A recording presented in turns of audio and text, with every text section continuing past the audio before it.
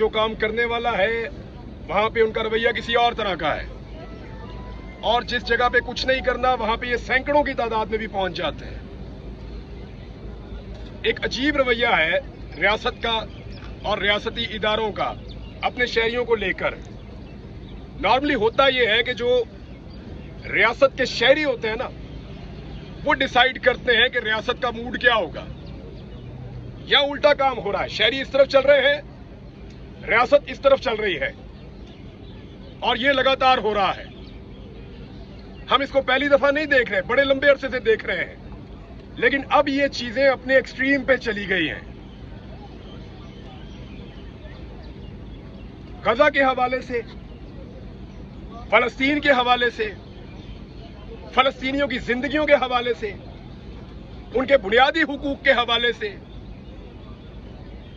उनके बच्चों के जीने के हक के हवाले से। मैं छोटा सा था जब से मैं आवाज सुन रहा हूं,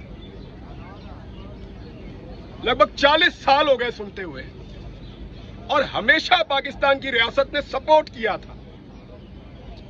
सरकारी सतह के ऊपर एहतजाज होता था, मुझे याद है अच्छी तरह, सरकारी सतह पे, चाहे आमिर हो चाहे कोई पॉलिटिकल गवर्नमेंट हो, हमेशा एहतजाज होता था। पाकिस्तानी मिलकर एहतजाज करते थे, मसाजिद में दुआएं करते थे, सड़कों के ऊपर फैमिलीज मिलकर फलस्तीन के साथ खड़ी होती थी। और याद रखिएगा, बहुत सारे इस्लामी मुल्क हैं इस दुनिया में, लेकिन जो पाकिस्तान की अहमियत है वो सबकी नहीं है। आप एटॉमिक कंट्री हैं, आपके यहां से जो आवाज जाती है या आपके यहां से जो बात पहुंचती है उसमें ताकत ज्यादा है। बाकी मुसलमान मुल्क पैसे में बहुत ज्यादा होंगे, अमीर मुल्क होंगे, कहीं आबादी भी ज्यादा है, लेकिन जो ताकत अल्लाह ताला ने आपको दी है, जो अहमियत आपकी है, वो सबकी नहीं है। हमारी अपनी एक अलग अहमियत है, इसलिए हमारा एहतजाज, हमारा बोलना हमेशा से मानी रखता है, हमेशा से। बिल्कुल सही। इसलिए जब भी हम बोलते हैं उसका असर पड़ता है, और हमने माजी में देखा भी। आज अक्टूबर से लेकर अब तक वो मार रहा है। क्या बेबसी, हम रोक नहीं पाए। अरबों की तादाद है हमारी, वो चंद लाख लोगों को हम रोक नहीं पा रहे। हम तो थोड़े से होते थे यार, थोड़े से होते थे और सबको आगे लगाया हुआ होता था। तारीख गवाह है, सारी तारीख ये बता रही है कि मुसलमान थोड़ा भी होता था ना तो बहुत सारों का मुकाबला कर लेता था। रियासतें कांपती थी, लोग डरते थे। फर्क था गैरत का, गैरत का फर्क था। एक बच्चा मारा जाता था ना, एक खातून के साथ ज्यादती होती थी, सारे मुसलमान उठते थे। उन्हें पता था वापस आएंगे, बदला लेंगे, नहीं छोड़ेंगे। ये पूछेंगे, हिसाब मांगेंगे, जवाब मांगेंगे, ये हमारे घर तक पहुंचेंगे, ये इस केस को लड़ेंगे, ये पीछे आएंगे। गैरत होती थी। अजीब रजीम आ गया है। मैं आज पाकिस्तान टेलीविजन का डाटा चेक करवा रहा था, आपकी खबर नहीं चलती साहब। आपको यकीन आ रहा है, अपनी जिंदगी में आपने ये दिन देखा कि पाकिस्तान टेलीविजन आपकी खबर नहीं चला रहा, आप फलस्तीन के हक में निकले हुए? नहीं चल रहा साहब। टीवी चैनल्स को मना करता है। ये रजीम आ गया है इस मुल्क में। इस वक्त एक ऐसा अजीब रजीम है जिसके बारे में हमने कभी नहीं सोचा था। हमने नहीं सोचा था कि कभी ये हुकूमत ऐसी आएगी जो मना करेगी कि फलस्तीनियों के हक के लिए ना निकलो, इस्राइल के खिलाफ आवाज ना उठाओ। क्या ये रियासत तस्लीम कर चुकी है और बता नहीं रही? क्या हमने इस्राइल की बालादस्ती तस्लीम कर ली है, या हमने मान लिया कि फलस्तीनी बस अब खत्म हो जाएंगे, उनको जीने का हक अब नहीं है? लेकिन कम से कम आवाज तो उठाने दो ना, और कुछ नहीं तो दुनिया को तो बताने दो कि हम क्या चाहते हैं, इस मुल्क के लोग क्या चाहते हैं। उनकी आवाज को खबर चलती जरूर है, मैंने ये चेक किया, खबर चलती है, लेकिन फलस्तीन में क्या हुआ ये बताया जाता है, जी आज इतने शहीद हो गए, बस ये खबर चलती है। खबर ये नहीं चलती कि पाकिस्तानी इसके ऊपर क्या कह रहा है। मुझे अच्छी तरह याद है प्रोमोज बनते थे, मुझे अच्छी तरह याद है स्पेशल सेगमेंट्स होते थे, मुझे अच्छी तरह याद है स्पेशल बुलेटिन्स होते थे, ट्रांसमिशंस होती थी कश्मीर के मामले के ऊपर। साहब हो रही है? आपको बुला रहा है कोई? नहीं हो रहा। کوئی آواز اٹھانے کے لیے تیار ہی نہیں ہے, کوئی بات کرنے کے لیے تیار ہی نہیں ہے. ابھی جب یہ کل میں خبر پڑھ رہا تھا نا, دل کو اچھا لگ رہا تھا کہ ناروے نے, اسپین نے, آئرلینڈ نے فلسطین کو تسلیم کیا, لیکن ساتھ ہی میرے خواب ٹوٹ گئے جب میں نے مشاہد حسین سید کو سنا کہ پاکستان کی ملٹری ہائی کمان وہ کیا کر رہی تھی کہ ہم اسرائیل کو تسلیم کر دیں گے. میں نہیں کہہ رہا, مشاہد حسین سید کہہ رہے ہیں.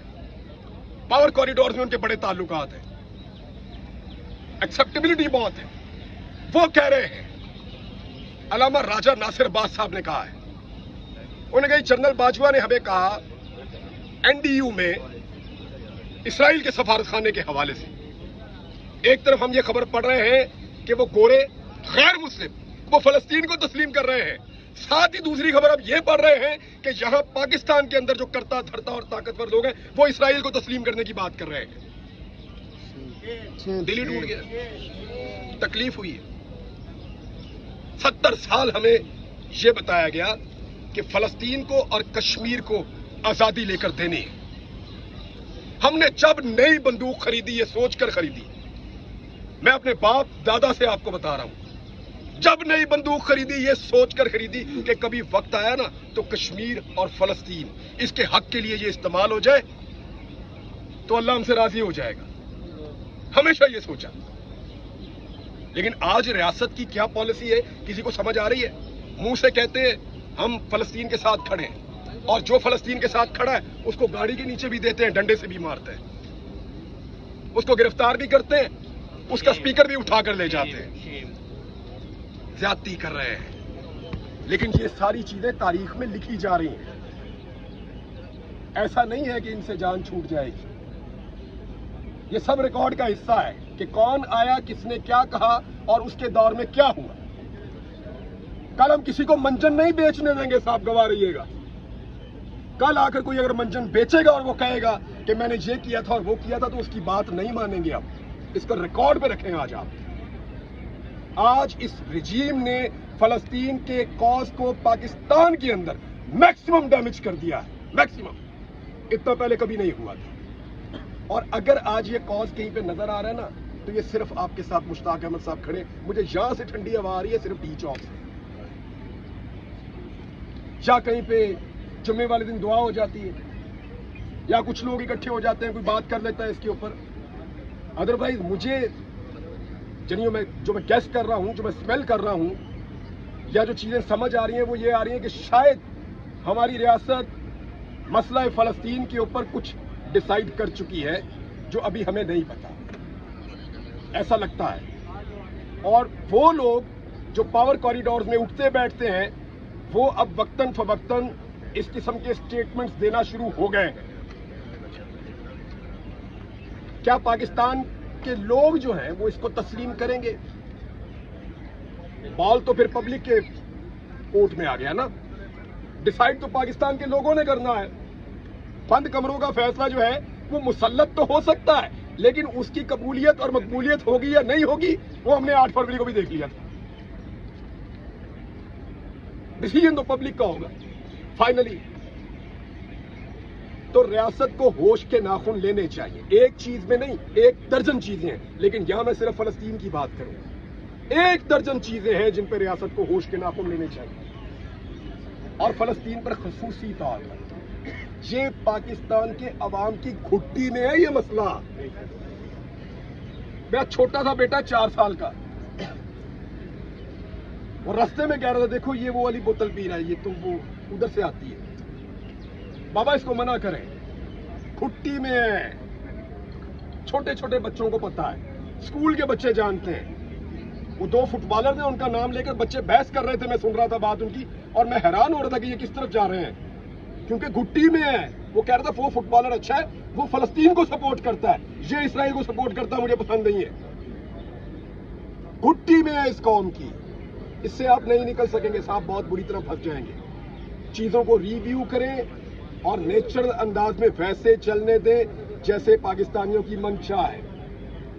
اور میں مطالبہ کرتا ہوں اس پلیٹ فارم سے اور دوسرے پلیٹ فارمز پہ جہاں جہاں مجھے موقع ملے گا کہ یہ جو 2 قتل ہوئے ہیں یہ رائے گاہ تو نہیں جائیں گے انشاءاللہ، یہ اللہ کے ہاں قبول ہے اور شہید ہیں دو، لیکن ریاست کی بھی کوئی رسپانسبلٹی ہوتی ہے، کوئی ذمہ داری ہوتی ہے۔ ان کا کام صرف سیاسی پولیٹیکل پارٹیز کے دفتروں پہ یا سیاستدانوں پہ چھاپے مارنا نہیں رہ گیا، ان کا کام صرف ناکوں پہ کھڑے ہو کر شہریوں کو پریشان کرنا نہیں رہ گیا، ان کی اور بھی رسپانسبلٹی ہے، اور بھی ذمہ داریاں ہیں۔ انہیں انصاف دیجیے، انہیں انصاف دیجیے، اس قتل کو انصاف دیجیے، قاتل کو سزا دیجیے، تاکہ آئندہ اس طرح کے اقدامات نہ ہوں۔ لوگ آپ کے اوپر اعتماد کھو رہے ہیں۔ اسی طرح آہستہ آہستہ یہ ہوتا ہے کہ معاملہ شروع ہوتا ہے اور لوگ اپنا اعتماد کھوتے کھوتے ریاست سے دور ہوتے چلے جاتے ہیں۔ ہمارے سامنے بے شمار مثالیں ہیں۔ ریاست اور شہریوں کے بیچ میں جب فاصلے بڑھتے ہیں تو اس کا نقصان مملکت کو ہوتا ہے۔ اس نقصان سے بچنا ہے تو ہوش کے ناخن دیجیے۔ میں نے